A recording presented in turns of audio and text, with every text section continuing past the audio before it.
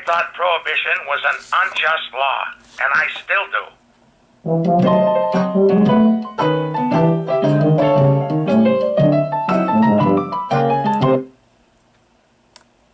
I came to Chicago with $40 in my pocket.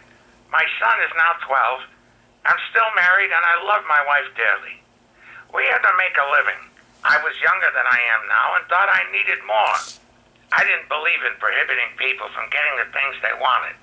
I thought prohibition was an unjust law, and I still do.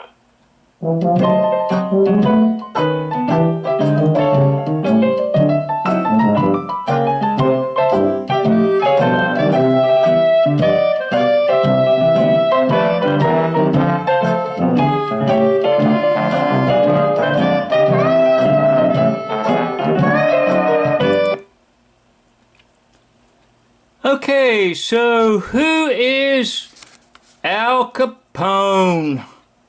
But before we answer that question, let's ask another question. How much did Al Capone weigh? Yeah, that's a good question. Get on the scales, Mr. Capone. And what will the scales come up? Well, if this information is correct, Al Capone is weighing in at approximately 250 pounds. So we're going to ask that very same question for another individual. And who might that be? Well, that would be none other than Fatty Arbuckle. That's right, Fatty Arbuckle, the big actor in the silent era who had a scandal. And because of his scandal, he was thrown out of Hollywood. Well, he didn't really need to be thrown out of Hollywood, because Fatty Arbuckle, who incidentally weighed, guess what? About 250 pounds. Isn't that something?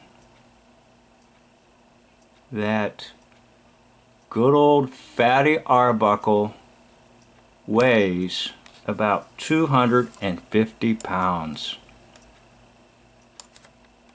Pretty curious, isn't it?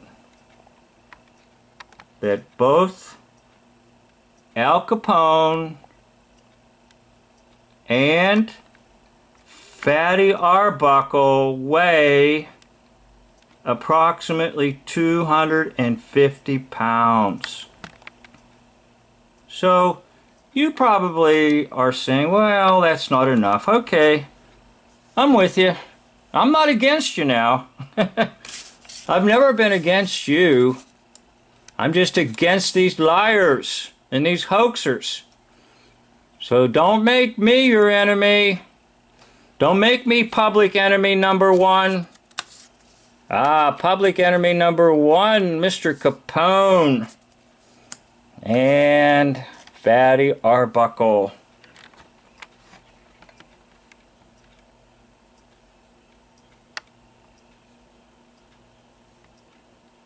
So you're probably still saying something like, well, that's not quite enough for me.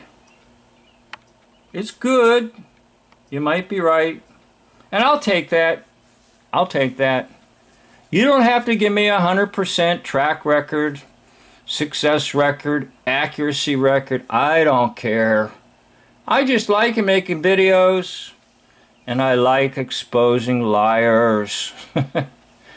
So let's take a look at another thing, and that would be like an approximate time period. So what is the time period we're talking about? Well, for Fatty Arbuckle, we're looking at his birth at around 1887.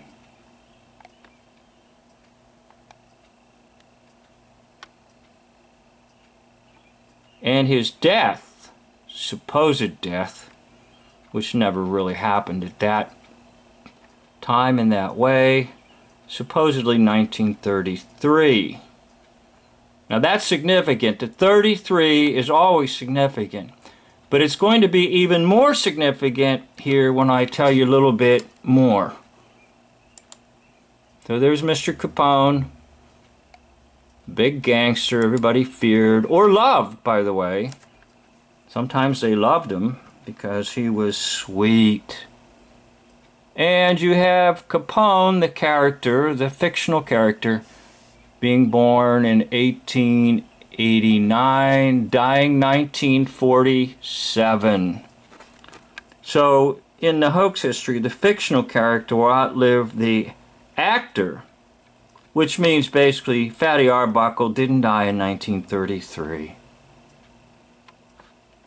So why is it that the hoaxers wanted everybody to fear people like Al Capone? Why? And you know, the movies that were made in the 30s and 40s were a lot about gangsters or psychopaths who want to go out and shoot and kill people or come into your house and hold you hostage. But there was a great segment of movies, the gangster movies.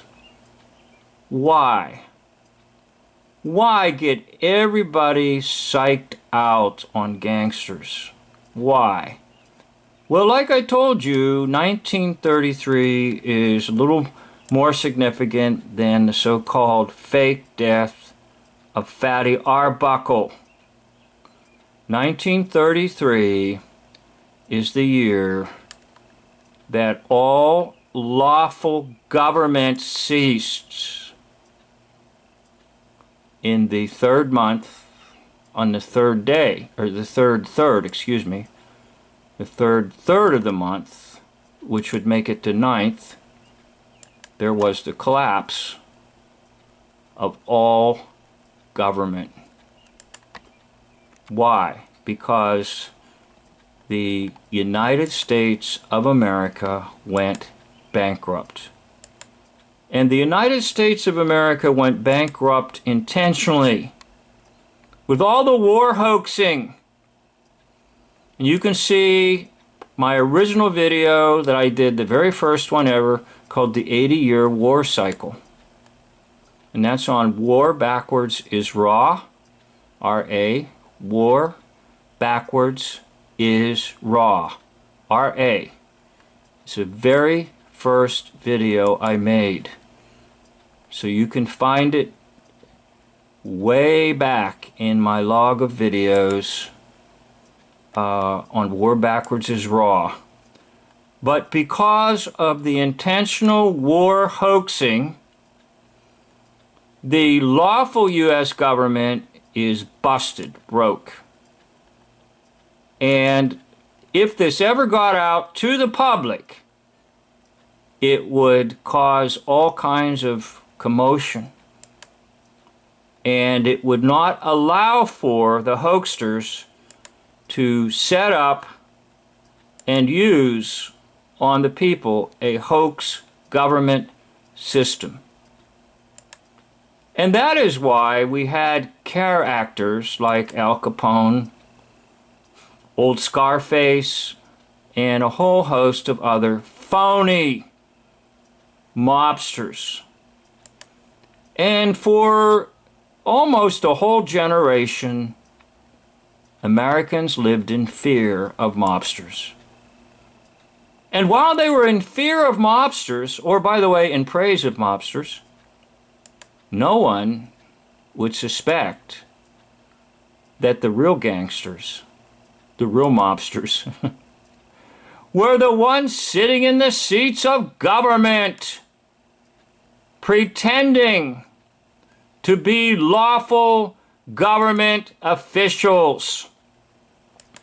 Hence, the Hollywood creation of gangsters. So we go back to the original. Why, who is Al Capone? None other than Fatty Arbuckle.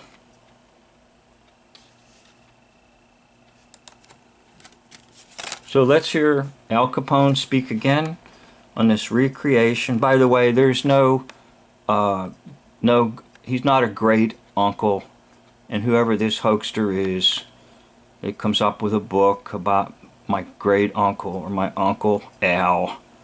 That's nonsense because he was a fictional character.